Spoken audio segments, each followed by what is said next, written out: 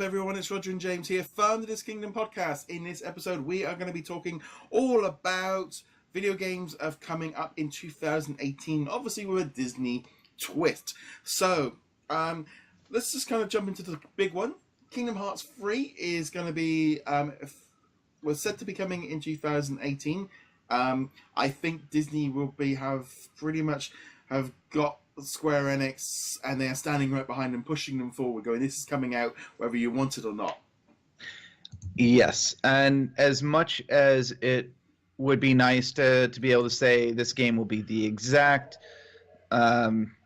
view or vision that the director has for the game, at a certain point you just got to go, it needs to come out, guys. Yeah. They've been waiting 15 years, give or take. And we want Kingdom Hearts 4 in 2020, and we want Kingdom Hearts 5 in 2022, so get moving. It'd be okay if you did, like, I don't know, Kingdom Hearts 0.5 or something, continue Aqua's story in there. That's okay. But yeah, keep them coming, guys. We want new content, and we're new fans. Yeah. We've only just jumped into Kingdom Hearts. There's people waiting a heck of a lot longer. There's a new generation waiting here. There's a new generation waiting to jump into Kingdom Hearts 3. When that comes out in 2018, who knows? It could be February, it could be June, it could be July, it could be October, November, December. I wouldn't be at all surprised if it's November, as being a big, or October, maybe October, be the big, like, holiday Disney release. I think that's would make sense. Yeah, I feel that if it was coming out in the first half of the year from January to June, we would have heard by now at least a quarter. They would have said quarter 2, quarter 1, because they want people to hype up for this as soon as possible. This is going to be their keystone release for the year for video games, unless they pull a Star Wars title out of their rear, which probably is not going to happen. So no. So Kingdom Hearts 3 is obviously going to be that's the biggest Disney release. That is without shadow of a doubt. I can't wait for it. I mean, what we've seen so far, the Toy Story, the Hercules, the Big Hero 6, Tangled, it just looks great. I can't wait for it. Said before, my plan is to try and get through more of Kingdom Hearts 1 and 2 to get them both done before 3 comes out, so I can appreciate it as well. But even if it didn't, I'm someone that I must have put in 70. I've put 70, 80, 90 hours into Kingdom Hearts video games. So it's not like I'm coming into this completely green. So I feel like I'm in a much better place for this now, of having put 15, 20 hours into at least 4 or 5 different Kingdom Hearts games at least. So I'm excited about it. I know the characters are much more up with it. Flipping now over to the other big major release of the year, which will be Spider-Man, which is coming to PlayStation 4. No date officially revealed yet. I'm thinking probably summer, with around a couple of months after Infinity War. Not that it's tied into it, but I think that's going to be a big summer release. I think this game looks awesome. I love Spider-Man games way back since I had them on the Mega CD where it was Spider-Man versus the Kingpin. I've loved Spider-Man games, so this one just looks amazing. Yeah, see, I haven't actually enjoyed a Spider-Man game since Spider-Man Maximum Carnage back on the Super NES. Yeah. Like, I've tried several of the more recent releases, Shattered Web and all that stuff, and they really just haven't clicked with me, the style that they've used for the free roam and whatnot. That said, the previews for this look fantastic. If it can live up to even a tenth of what it's promising, I will enjoy the heck out of this game. Yeah, I mean, I remember when Spider-Man came out on the PlayStation. I mean, it was such a revolutionary game, and the ones that came after it, and Ultimate Spider-Man, and I'll be honest, Amazing Spider-Man 2 was actually a very solid game. Actually, I enjoyed playing through that one when that came out. I did hear that. That was a good game. So no, I'm really excited about Spider-Man. I don't know if that's going to be the major Marvel release of the year. We know Square Enix have got a multi-deal game, so we know there's an Avengers game. I think we know there's a Guardians of the Galaxy game. Whether or not they are coming in 2018, we do not know. I think Square Enix might miss this year for that because of Kingdom Hearts, and also with Spider-Man out, they might want to try and get into that tent pole of like one big title a year, but who knows? So they could easily drop that one on us. There could be So we know they're at least creating those two. We do have the VR title that's in production, and it's far enough along that they've actually demoed it for people. One of those people being myself, actually. So, and they haven't really said anything about it since they announced it. But even what they had at D23 was pretty dang fun. It's not going to make me go out and buy a VR headset, but if I had a VR headset, it's a game I would pick up. Yeah, I still feel like VR is at that point where it's not mainstream. I mean, the PSVR was on sale over the holiday period. Kind of got reduced quite a bit. I needed to go down another 50% before I might eventually pick it up, because at the minute Sony haven't really pulled the plug on it, and a lot of this feels like we're in this zone of this kind of feels like the other 3D television kind of gimmicky thing that could fall off at any given point. VR needs to move into another edition, like PSVR 2, before it kind of maybe goes mainstream. Well, and I was going to say that Marvel game's not even on the PSVR; it's on Oculus Rift, which means you have to have a serious amount of money to buy something like that. Right, and that is the thing. Although the PC hardware, the actual physical VR hardware, is coming down, and more people are entering the field. We know Lenovo and Samsung both recently released their own VR headsets for prices that are actually reasonable. Now, you still need a powerful PC, but even there, the prices on PCs that can run VR are coming down to reasonable levels. We're not talking like you're going to swap out your console for this, because once you add the VR headset, you're still looking at a very heavy price point. But it is comparable, favorably comparable to getting, say, a PS4 Pro and a PSVR. You can actually get a PC with a VR headset for less than that price right now. So it's getting competitive. But like you said, it is one of those markets where you've always got to worry that it might the floor might fall out at any point. I don't know. It's like VR. I don't know if the public will actually ever take it on as a mainstream content. I mean, I think Ready Player One will probably scare everybody off for a while. So it'll either scare them off or be like, oh my goodness, why is this not here now? So I completely forgot about that game, because VR is that weird thing of like, it could just. I'm not sure. We know EA have got a couple of Star Wars games on the go. What was the Visceral? They've now moved over to somewhere else within EA, but that's years away. Respawn are working on a title, but I don't think there's anything this year for that. So, as far as what we know, that's officially as far as we know. But this is where the fun bit comes in, is the guessing part of it. First off, TT Games, Lego.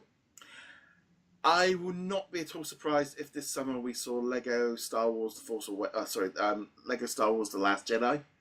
A full-on Star Wars game. Haven't seen one since The Force Awakens.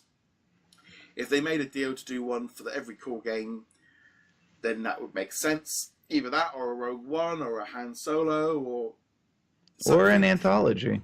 Or just a collection. I would not be at all surprised. I did have a bit of fun. Arthur Parsons put out a tweet about, looking forward to 2000, and then he kind of tweet a Star Wars Lego one, and he did like it. So that was that was like, that's not confirmed. I will say that. No, that's not confirmed.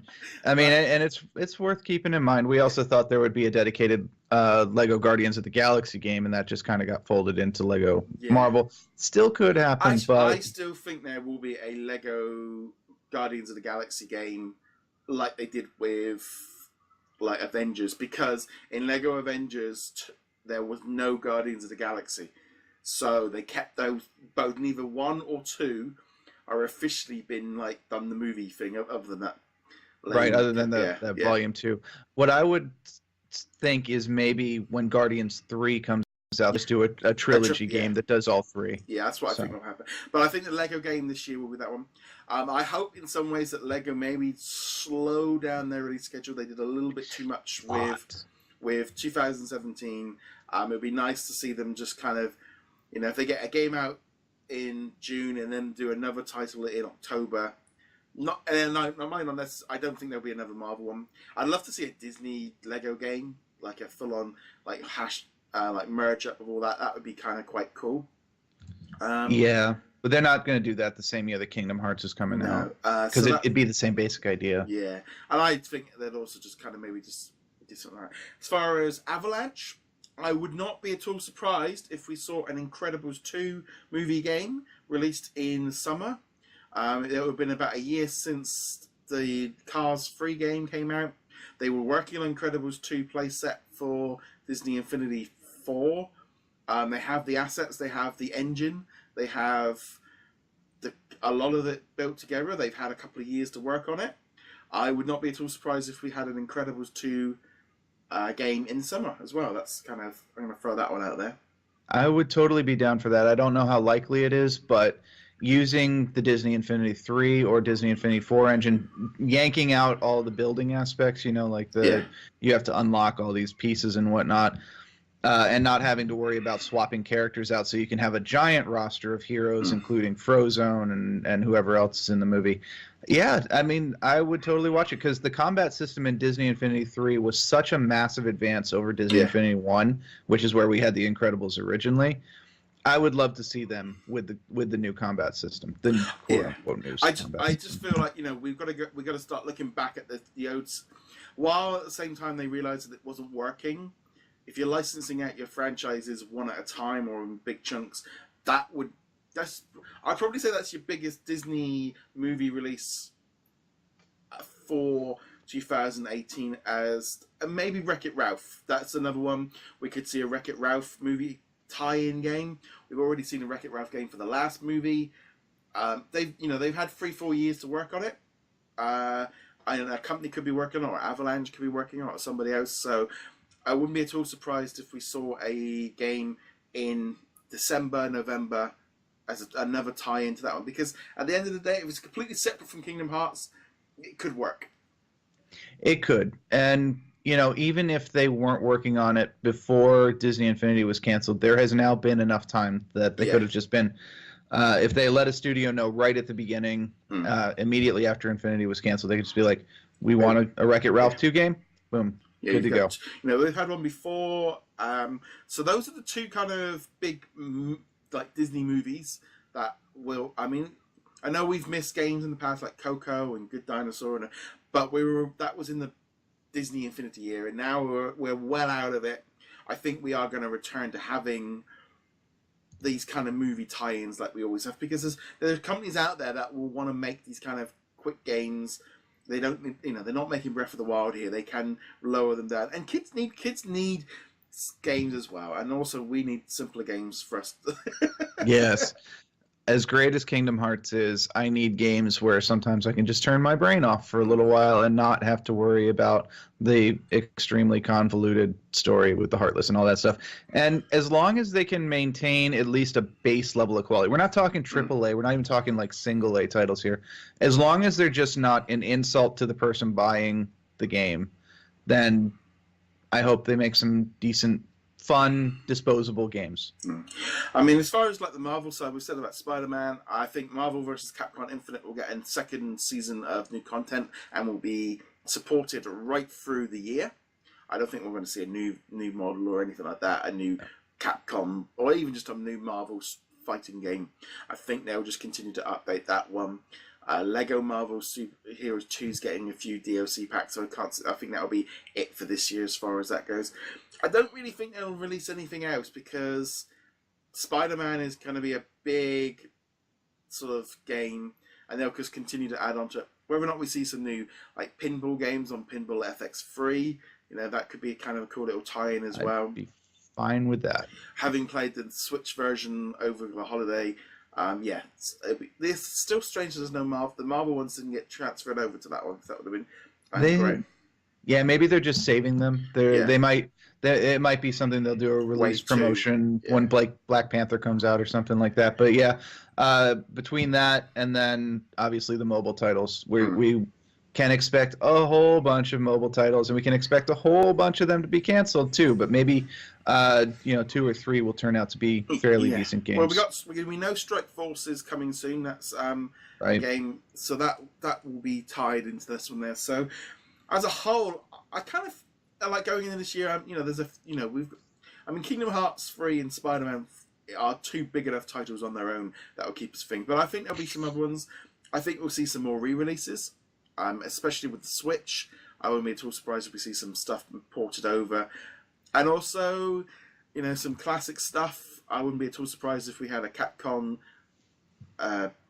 Afternoon Collections 2 or something along the line. Maybe not Afternoon Collections, but put like these Aladdin, Lion King, Jungle Book, those kind of games over there, and maybe some of the 360 titles pushed over there. I'd be fine with that. But and then we could be completely surprised. We've got no D23 Expo this year, so who knows on that one. But literally, there could be a press release at any given day announcing a new movie tie-in or something. But I think Wreck-It Ralph and Incredibles will be the 2 ones to keep an eye on, because we're not going to get a Wrinkle in Time video game or a Nutcracker game. I can't see us kind of getting anything like that. I can't believe we're even getting movies for those 2, but that's beside the point. Yes.